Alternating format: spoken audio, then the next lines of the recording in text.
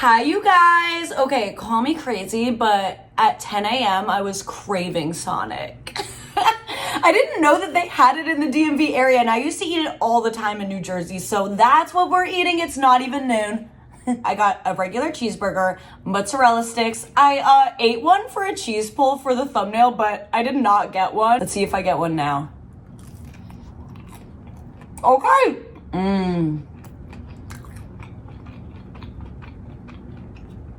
But their mozzarella sticks are so good. It's probably because I got it delivered.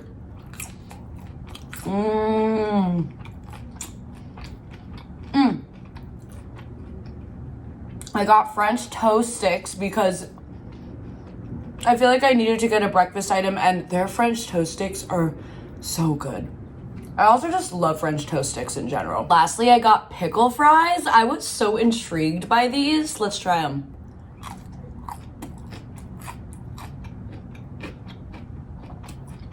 Okay, that's so good. I also didn't know what sauces to get with them. So I got ranch. Let's try it with ranch. Oh, what's this? Oh, I also got their signature sauce. Let's try it with their signature sauce. Whoa, it kind of looks like Chick-fil-A sauce. Ooh, that's good.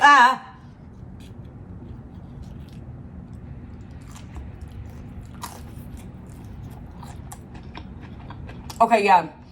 It tastes like a mix between Chick-fil-A sauce and Big Mac sauce. I feel like all signature sauces taste the same. Am I crazy?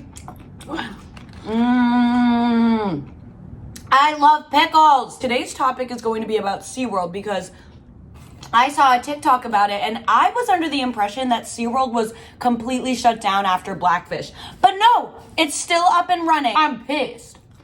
I rewatched Blackfish yesterday, so I have all the details.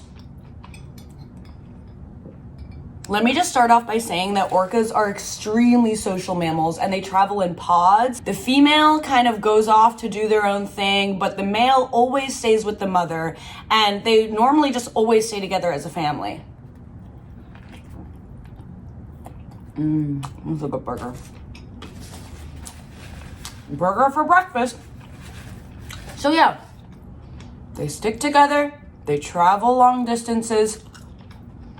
They're wild animals. They do their thing. Not to mention, they are so smart. They actually have a part of their brain that humans don't. It deals with emotional connection. They just have a certain level of emotional intelligence that humans don't have. People started capturing orcas in the 1960s for human entertainment.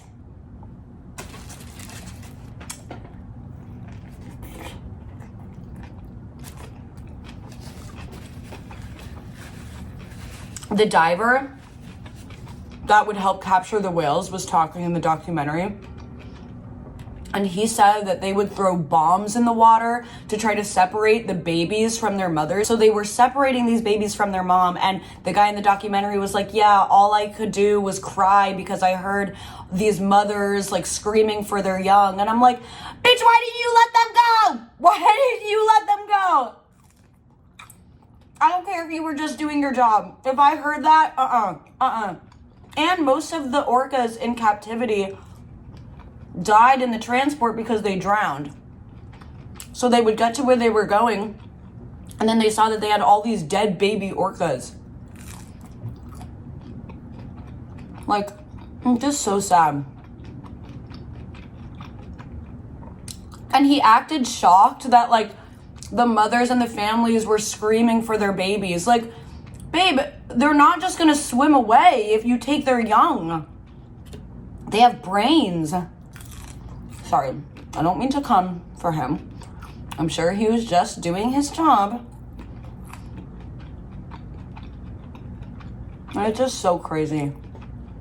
He actually was the one that captured Tilikum, the famous orca that killed 3 people when he was in captivity. He says he regrets it. It's just so messed up. So Tilikum was captured at 2 years old and brought to Sealand in Canada. And they put him in a tiny, tiny cage. And he was a bigger orca, even though he was 2 years old. So he just kept getting bigger. And he would be in this tiny, tiny cage for 14 hours when he wasn't performing. And then when they would let him perform, he would do like basic tricks. And then they would put him back in the small tank for another 14 hours. It wasn't just him. Other orcas were also confined to these tiny tanks, and they're very intelligent beings, and the only times that they would be released from the tanks would be to perform very boring tasks like touch your nose to this ball. Orcas are really smart mammals, so they would just be repeating the same move for hours during the day, and they would get frustrated. And also, when you're mixing so many different orcas from different cultures, they're not going to immediately get along. And especially the females who are more dominant in orca culture, they all attacked Tilikum. So Tilikum at 2 years old was abused by other orcas. It was just a bad situation. So at Sealand, Tilikum, I think this was 1990. Tilikum was in a pool with 2 other orcas, and a trainer accidentally fell in the pool, and Tilikum and the 2 other orcas dragged her down and drowned her. And somebody in the documentary said when they were attending this show, they heard the girl scream, "I don't want to die." It's just so sad. Like, she was 20 years old. She was killed by these wild mammals, which is what happens. Like, sorry, that's what happens when you capture wild animals. They're gonna get frustrated. And it's actually interesting because orcas, there are no reports of orcas attacking humans in the wild, because guess what? They don't feed on humans. They don't think humans taste good. They eat seals and fish and other things.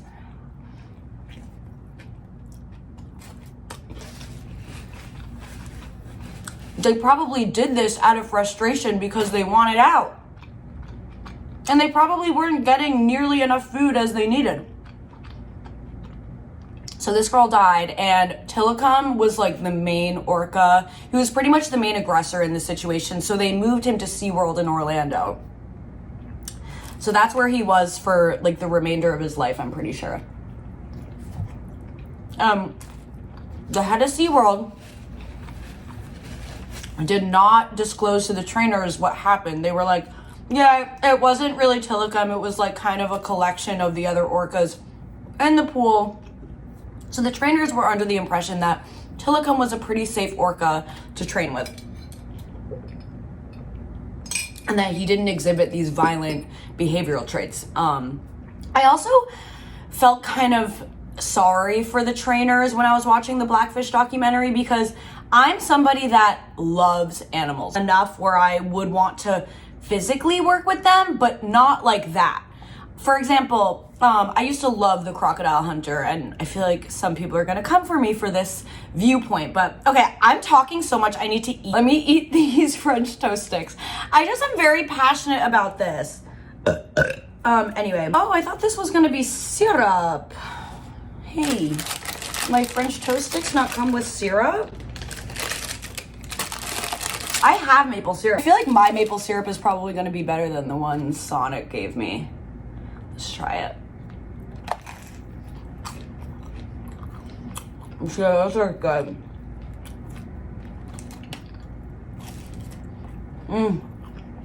Where was I? No, seriously, where was I? What was I talking about? ADHD! Anyway, this is the end of the mukbang. I don't remember what I was saying. I was talking about Tilikum. Oh, the trainers. Oh god. I love the crocodile hunter, right? I used to watch it all the time.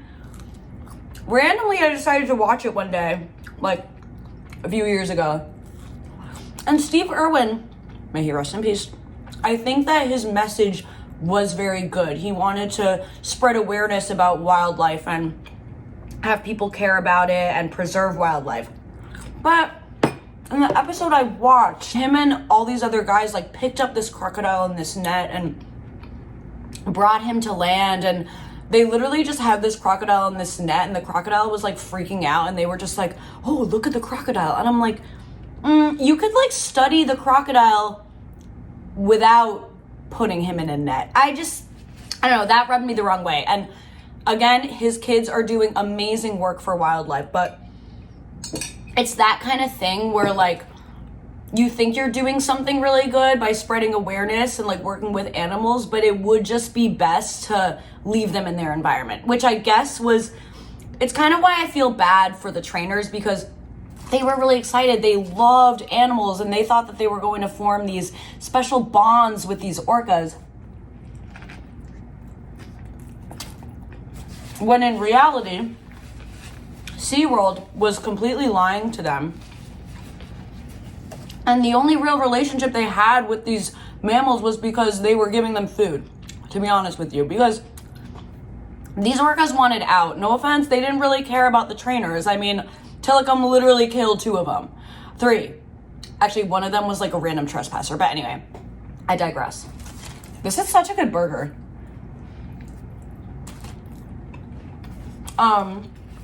So yeah.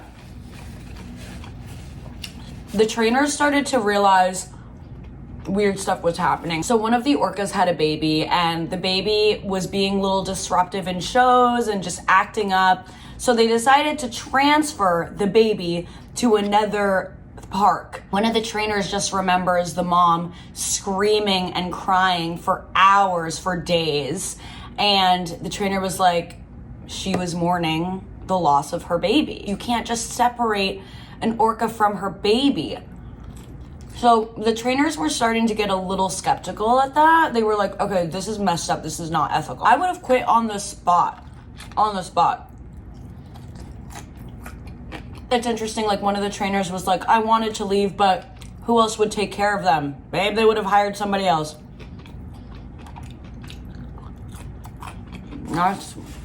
That's that. They don't even care enough about the main mammal that's making them all this money.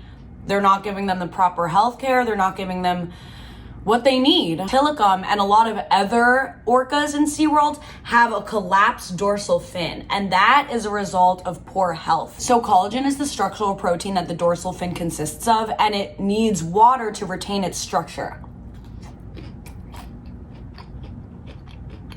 What they were giving the orcas in SeaWorld was frozen fish,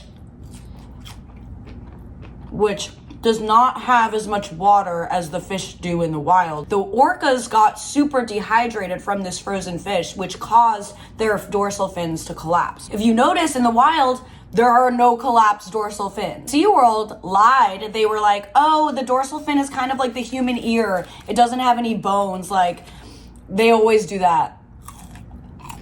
No, they don't. It's kind of crazy. The trainers were saying that most of the information they got about orcas was from SeaWorld because they trusted them. Like, SeaWorld said that the standard lifespan of an orca is like 20 to 30 years, which is not true at all. Like, orcas actually live a lifespan similar to humans. But since they're kept in captivity like this, they die a lot earlier. And SeaWorld had everyone believing that that was normal when it wasn't. It's even just like, I used to go to SeaWorld. I used to love SeaWorld because I love animals. But I was just so blind to everything. So blind to everything.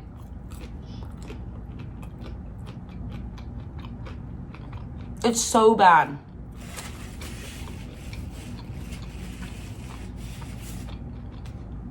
It's just not right.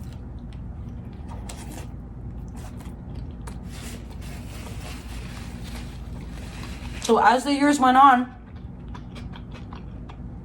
we kept just seeing incidents of people getting injured / killed by orcas at SeaWorld.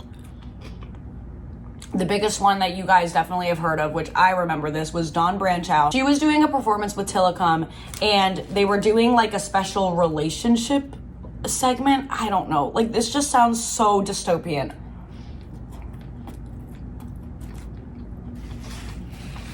And Tilikum disobeyed one of her commands, so she didn't give him the reward, so she didn't give him fish. And shortly after that, he grabbed her forearm, brought her to the bottom of the pool, and basically mauled the living bejesus out of her in front of a live audience. And Seaworld tried to act like it was her fault. They were like, oh, she was wearing a ponytail. She knew she shouldn't have done that.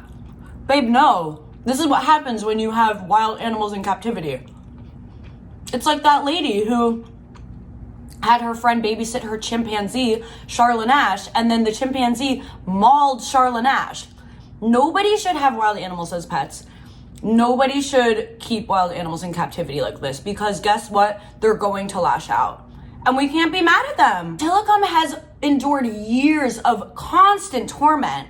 His teeth actually were really worn out because he kept biting on the metal of the tanks because he was hungry. After Dawn's incident, they don't allow the trainers to go in the water with them anymore, but they still provide shows for people. Messed up.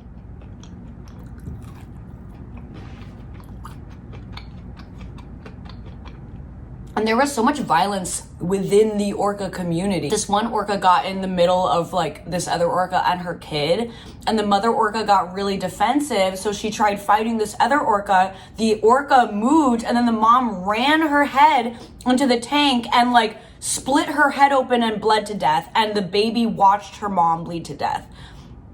It's so sad. And this is a nice topic for 11 a.m. in the morning.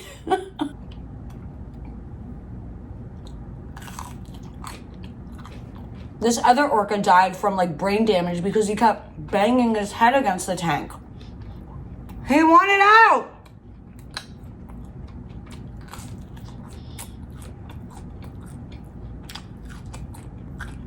It's just not good. And instead of releasing Tilikum to the wild, they just transferred him to other places. Like, when he killed that girl in Sealand, they transferred him to Seaworld. Like, babe, release him in the wild. But Seaworld wanted him for breeding purposes. Tilikum's actually the father of, like, a lot of the orcas at Seaworld. Because a law stopped them being able to capture them, thank God. But that just led them to breed orcas at Seaworld, and it's really disturbing. They like showed a video of the trainers breeding the orcas and like getting the semen from the orca, and I'm like, this is like assault. I'm messed up. And not to mention, they were all like inbred. Like, they were breeding orcas with their kids, they were breeding orcas with their siblings. And then you have this group of orcas that are born in captivity. So even if you release them to the wild, they're going to be like, huh? It's so sad. And those are the orcas that are there today.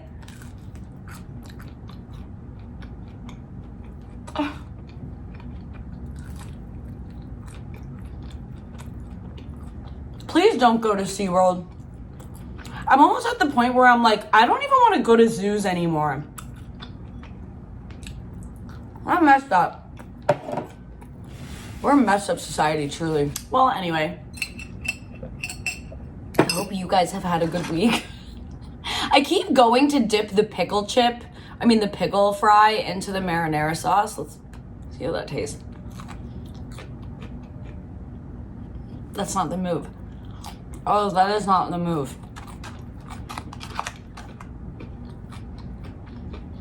I actually really like the signature sauce.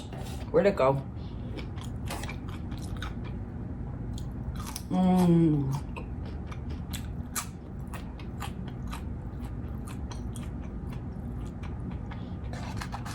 I used to really want to be a marine biologist, And after watching this, I'm like, you know what? I love animals. I want to study them more. I'm so passionate about it. So, this is kind of unrelated to orcas, but for my 30th birthday, which is going to be I'm 28 now, so 2 years. Costa Rica, if you pay $1,000, they will have you come stay at like a sloth sanctuary, and you'll basically just like clean up around the sanctuary, volunteer, give them food, you know, do all the dirty work. And I told that to one of my friends, and she's like, you probably wouldn't be able to like play with the sloths. Like, you probably would just clean up their poop and stuff. And I'm like, exactly. And that's all I want to do. You're not supposed to touch sloths. They actually get very anxious when you touch them. I see like trainers touching like little infants if they like are rescued, but regular sloths in the wild, you're not supposed to touch them. They get very scared and they'll slash you. As long as I get to look at a sloth, my life is made. It's like humans take it a step further where they need to interact with them. They need to touch them. You don't need to. You can just observe. You can just observe. So I'll be cleaning up sloths' poop and looking at them, and I will be completely content. But isn't that such a good deal? Like $1,000, and you stay in Costa Rica for 2 weeks, and like you get to look at sloths, and they give you food. It's my dream. Yeah, so if you take anything away from this mukbang, it's get Sonic, and also free the orcas from Seaworld. I don't know if you guys have the capability of doing that, but do not go. Don't go. I don't know who would go nowadays after Blackfish came out.